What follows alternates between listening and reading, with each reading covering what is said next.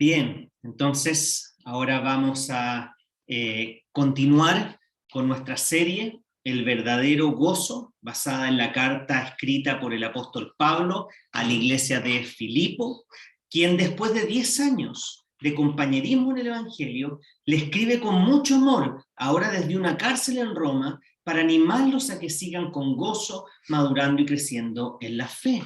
Y la predicación pasada vimos cómo el apóstol Pablo nos dijo que la base para tener un mismo sentir, un mismo amor y propósito en Cristo es la humildad y la obediencia de Cristo, que lo llevó voluntariamente a una muerte y muerte de cruz. Por lo que el apóstol Pablo nos desafió a anhelar tener esa misma actitud humilde y obediente, perseverante y servicial de Cristo.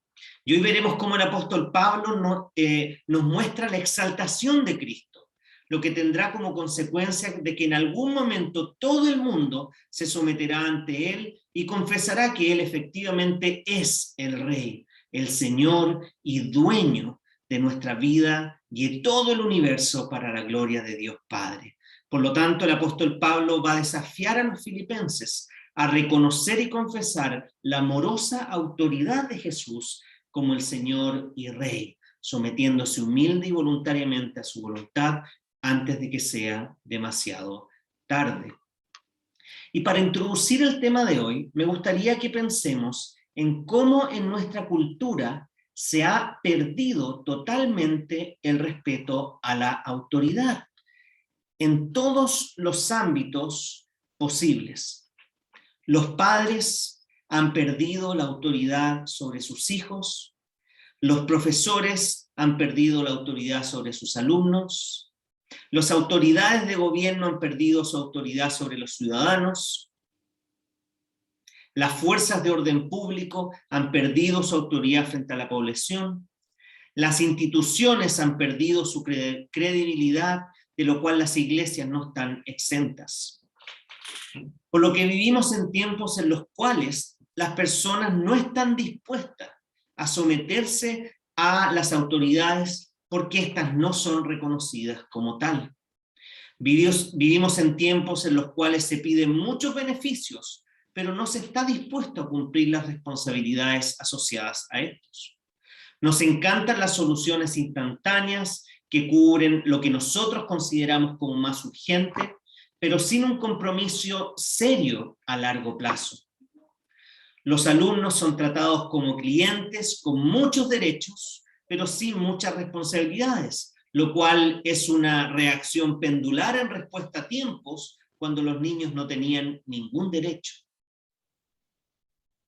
Los padres tratan a sus hijos como pares, no ejerciendo la responsabilidad que les corresponde, mientras en el Congreso además están tramitando nuevas leyes que probablemente van a coartar aún más la autoridad de los padres. Por otra parte, los asistentes a las iglesias hoy sufren la gran tentación de hacer un constante zapping eclesiástico, al haber muchas más opciones que pueden ofrecerle una gran parrilla de entretención, pero que no necesariamente involucra un compromiso real de servicio con una comunidad y que finalmente fomenta una pasividad como audiencia.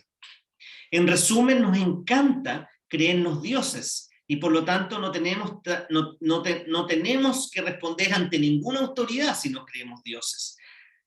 Nos encanta vivir con la ilusión de que no debemos sujetarnos a nadie y por lo tanto vivimos como si tuviéramos la libertad de hacer todo lo que queremos sin importar las consecuencias hacia los demás o hacia el planeta, lo cual no es nada nuevo, ya que desde la desobediencia de Adán y Eva en el jardín del Edén en Génesis 3, esa ha sido la costumbre, la cual Jesús vino a cambiar en nosotros. Por lo que déjenme dejarlos con una pregunta esta mañana o ya esta tarde. Y la pregunta es la siguiente: ¿estás sometiéndote realmente al señorío de Cristo en todos los ámbitos de tu vida? ¿Estás sometiéndote realmente al señorío de Cristo en todos los ámbitos de tu vida? Déjeme orar al Señor para que Él sea guiando esta reflexión. Padre amado, hemos visto tristemente cómo todas las autoridades se han visto cuestionadas, su credibilidad ha sido disminuida, y por eso hemos visto cómo esta tendencia natural del corazón a no someterse a la autoridad se ha visto intensificada. Para amado, esa no es excusa para no someternos a tu autoridad, sabiendo que tú eres el soberano sobre todas las cosas. Ayúdanos, Señor, hoy día, desafíanos hoy día a reconocer tu autoridad por sobre todas las demás y poder estar dispuestos a someternos a tu voluntad, aún en medio de las circunstancias más difíciles. Habla a nuestros corazones, te lo pido en el nombre de Jesús. Amén. Entonces, hoy me gustaría que hablemos de las implicancias de lo que significa que Dios Padre haya aceptado el sacrificio de Cristo y lo haya exaltado al punto de darle la máxima autoridad para recibir el poder y el dominio por sobre todas las cosas, tal como había sido anunciado tantas veces en el Antiguo Testamento, y que ahora el apóstol Pablo nos va a recordar nuevamente en Filipenses 2:9, que le pido que puedan buscarlo en sus casas. Filipenses 2:9, que dice: por eso Dios lo exaltó hasta lo sumo y le otorgó el nombre que es sobre todo nombre. Y si se fijan, interesantemente, Pablo comienza hasta el versículo 9 con la palabra por eso, por tanto, en consecuencia, que une esta sección con la anterior, la cual nos reveló por un lado la naturaleza de Jesús, que es Dios, y por otro lado la actitud de Jesús, que es siervo, que son la base de su exaltación y glorificación. Entonces Pablo ya nos dijo que Jesús es de la misma sustancia y naturaleza que Dios Padre, por lo que sabemos que Jesús es completamente Dios. No es un Dios menor, no es un Dios de segunda categoría, no es simplemente un gran maestro o profeta que nos inspira a seguir sus enseñanzas elevadas, sino que Él es completamente Dios, así como el Padre y el Espíritu Santo lo son, en lo que conocemos como la Santísima Trinidad. Pero además la sección anterior nos enseñó que a pesar de su condición de Dios, Jesús estuvo dispuesto voluntariamente a tomar la naturaleza humana y limitarse a esa forma para que en nuestra semejanza Él tomara nuestro lugar en la cruz como un sacrificio válido y sustitutivo. Por lo tanto, Él toma nuestras culpas, Él toma nuestros pecados, Él toma nuestras rebeliones para clavarlas en la cruz y recibir la condenación que nosotros merecíamos para alcanzar nuestra redención, libertad y reconciliación con el Padre. Y ahora Pablo nos dice que debido a esta naturaleza divina y su actitud humilde de siervo, Dios lo exaltó hasta lo sumo, dándole un nombre sobre todo nombre, con lo cual sabemos que no es casualidad, ya que había sido anunciado mucho antes en el Antiguo Testamento. 600 años antes de Cristo, el profeta Isaías dijo lo siguiente, esto está en Isaías 53, del 11 al 12. Después de su sufrimiento, verá la luz y quedará satisfecho. Por su conocimiento, mi siervo justo justificará a muchos y cargará con las iniquidades de ellos. Por lo tanto, le daré un puesto entre los grandes y repartirá el botín con los fuertes, porque derramó su vida hasta la muerte y fue contado entre los transgresores, cargó con el pecado de muchos y intercedió por los pecadores. Entonces, el profeta Isaías ya nos dijo exactamente lo mismo que el apóstol Pablo le está enseñando a los filipenses en su carta, que el siervo de Dios, Jesucristo, alcanzaría la victoria sobre la muerte y el pecado por medio de un sacrificio, que fue muerte en la cruz, por lo cual Dios le dará un puesto entre los grandes, nombre sobre todo nombre. Otro ejemplo es lo que en el Antiguo Testamento vemos 500 años antes de Cristo, el profeta Daniel, capítulos 7, 13 y 14, escribió estas palabras. En esa visión nocturna vi a alguien con aspecto humano, un hijo de hombre, venía entre las nubes del cielo, se acercó al venerable anciano de Dios, anciano de días, y fue llevado a su presencia. Y a él se le dio la autoridad, el poder y la majestad. Todos los pueblos, naciones y lenguas lo adoraron. Su dominio es un dominio eterno que no pasará y su reino jamás será destruido. Entonces Daniel habla de uno como hijo de hombre, un hombre que recibe toda autoridad poder y majestad de parte de Dios Padre, que es la misma escena que el apóstol Pablo le está describiendo a los filipenses, donde Jesús, el Mesías, el Cristo, es exaltado y glorificado, recibiendo toda autoridad de parte de Dios y el Padre. En resumen, Cristo recibe toda la autoridad de parte del Padre, lo que implica que Él está reinando desde el cielo a la espera del tiempo perfecto en el cual volverá por segunda vez a buscar a los suyos, tal como lo prometió. Esto significa que Cristo está en control de toda nuestra vida y que nada se escapa a su soberanía, aún en medio de la peor pandemia de los últimos años. Él está en control de todo lo que está pasando con el clima a nivel mundial y también de toda la situación, incluso en Afganistán, pese a que pareciera totalmente descontrolada. Porque lo que esperamos es que este Dios justo haga justicia y misericordia obrando en ese lugar. Pero no podemos decir que Él ha perdido el control o que Él no está reinando sobre todas las cosas. Por eso el apóstol Pablo nos dirá que la exaltación de Cristo tiene 3 propósitos muy claros, descritos en los siguientes versículos de este capítulo 2 que vamos a ver ahora. Primero, para que todo el cosmos caiga de rodillas delante de Él. Segundo, para que toda lengua confiese que Jesús es el Señor. Y tercero, para que la gloria, todo esto sea para la gloria de Dios Padre. Entonces, primer propósito, fíjense en Filipenses 2:10, para que ante el nombre de Jesús se doble toda rodilla en el cielo, en la tierra y debajo de la tierra. ¿Qué significa eso y qué implicancias tiene para nosotros? Bueno, significa que en algún momento todo el mundo va a reconocer el reinado de Cristo y humillarse ante Él. Esto será evidente cuando Jesús vuelva por segunda vez en gloria y majestad a buscar a su pueblo, conformado por todos aquellos que han estado dispuestos a poner su confianza en Jesús y arrepentirse de vivir una vida rebelde contra Él.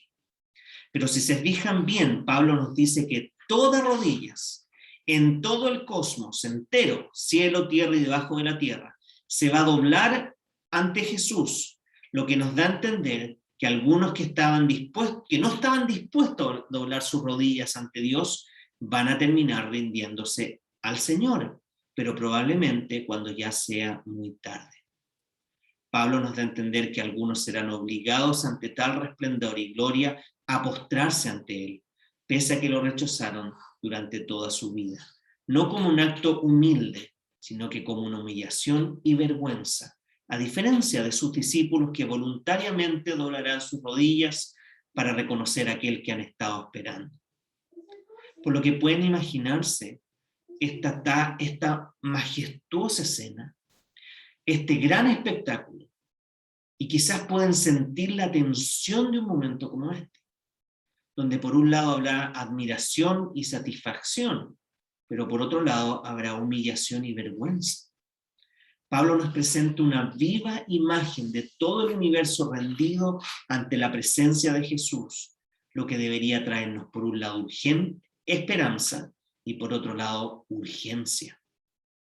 Esperanza al confiar en la manifestación final de su victoria sobre todos, pero urgencia al pensar que aún tenemos amigos, colegas y familiares que no han estado dispuestos a rendirse ante Dios, pese a que esta pandemia los ha llevado quizás a replantearse muchas cosas y a abrirse un poco más. La Biblia nos dice que en aquel momento final algunos se arrodillarán para salvación, pero otros caerán de rodillas para condenación. Por eso es tan vital el llamado del Evangelio, que nos invita a arrepentirnos de nuestra vida pecaminosa y a confiar en aquel generoso, ese Dios generoso que es capaz de perdonarnos.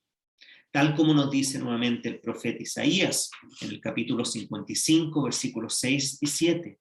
Busquen al Señor mientras pueda ser hallado. Llámenlo mientras se encuentre cerca.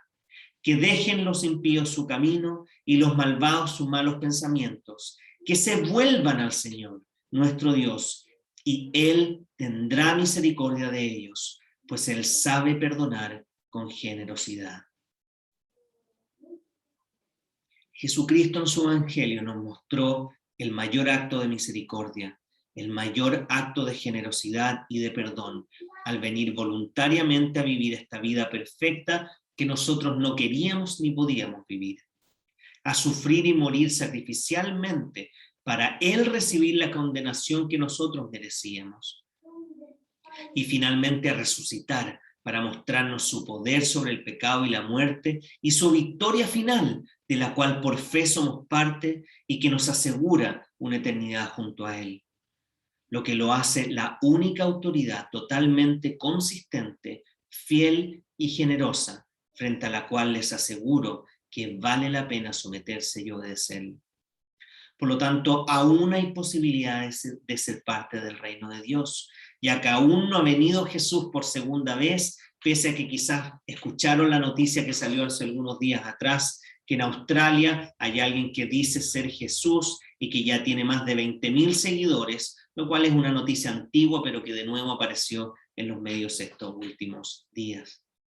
Por eso es vital transmitir el llamado del profeta Isaías, que invita a todos a buscar al Señor y a humildemente rendir sus vidas delante de Él, sabiendo que Él tiene toda la autoridad al ser el legítimo Rey y Señor, al ser el único perfectamente justo y misericordioso, quien en cumplimiento de todas las Escrituras volverá a traer justicia final en medio de un mundo injusto, a traer la verdadera paz en medio de un mundo lleno de incertidumbre y conflictos, a traer el verdadero gozo aún en un mundo lleno de tristeza, a traer la victoria final sobre todos aquellos que fueron humillados por creer en Jesús y perseverar en la fe, a traer consuelo y esperanza a todos aquellos que anhelan reencontrarse con sus seres queridos que han partido antes que uno al cielo, a traer vindicación a todos los que fueron martirizados por su fe, a traer redención en medio de un mundo pecaminoso, logrando de esa forma la resurrección final de toda la restauración final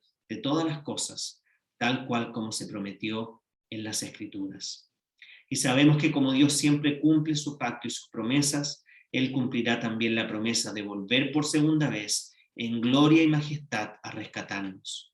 Por eso debemos vivir nuestras vidas a la luz de la esperanza venidera, confiando que Él está reinando sobre todas las cosas hoy día, aún en medio de la pandemia, aún en medio de las crisis en Medio Oriente, aún en medio del cambio climático, con la promesa que Él volverá pronto por todos nosotros. Esa no es una excusa para que como cristianos hagamos lo que estamos llamados a hacer con respecto a nuestro planeta, con respecto al amor al prójimo, con respecto a vivir esta vida que Él nos ha llamado, pero es con la confianza que Él es un proceso que Él está haciendo, que Él comenzó, como hemos visto en Filipenses, que Él guía y que Él terminará y concluirá en nosotros.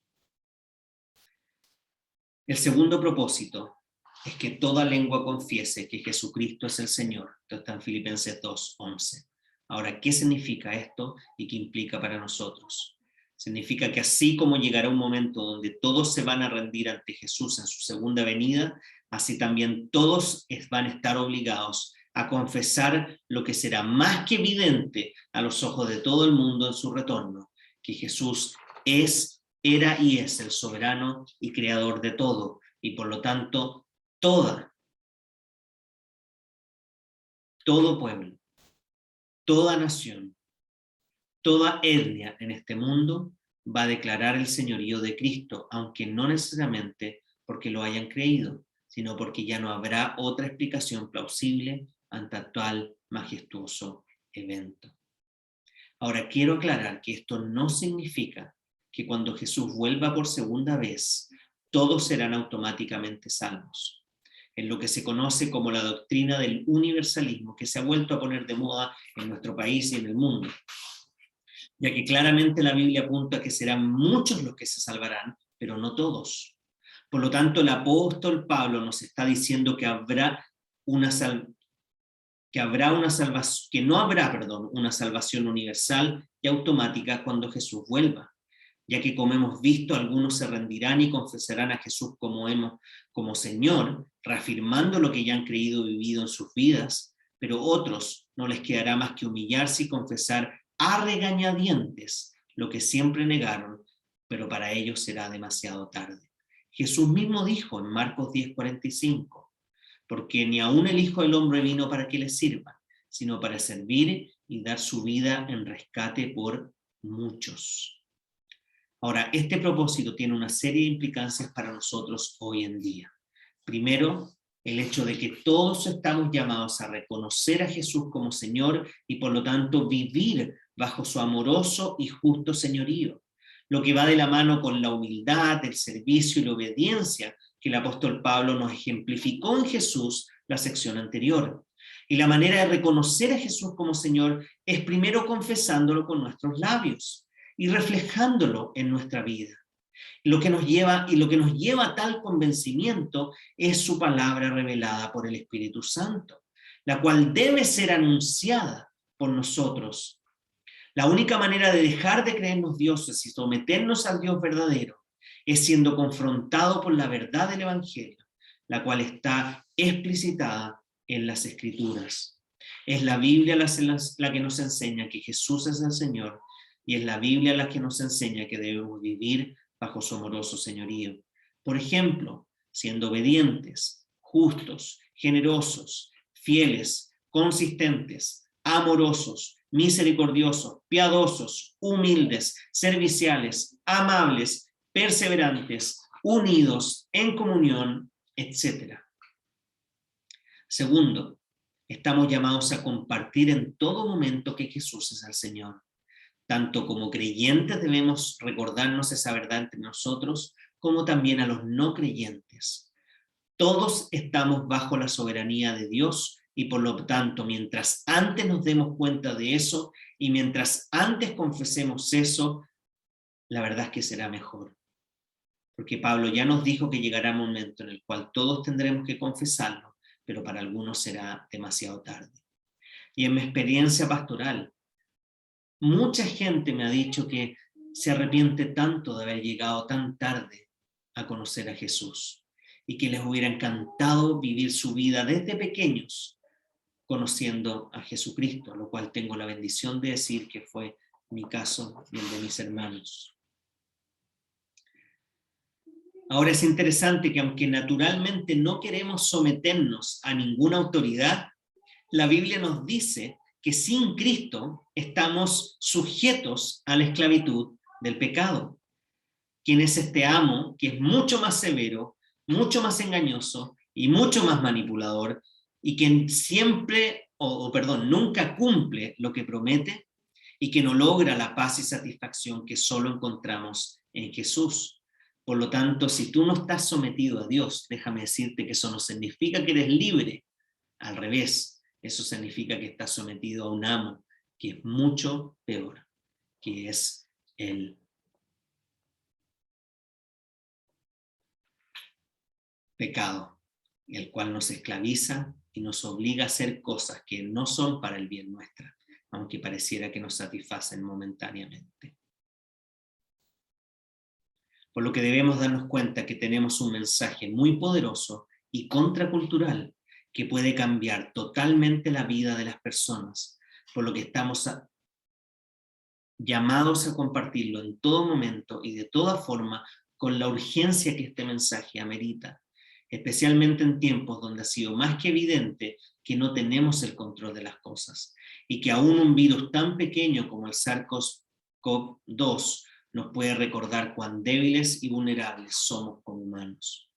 Por eso nuestro lema como iglesia es que queremos que muchas personas puedan conocer a Jesús, atesorar a Jesús y servir a Jesús como su único tesoro en esta ciudad.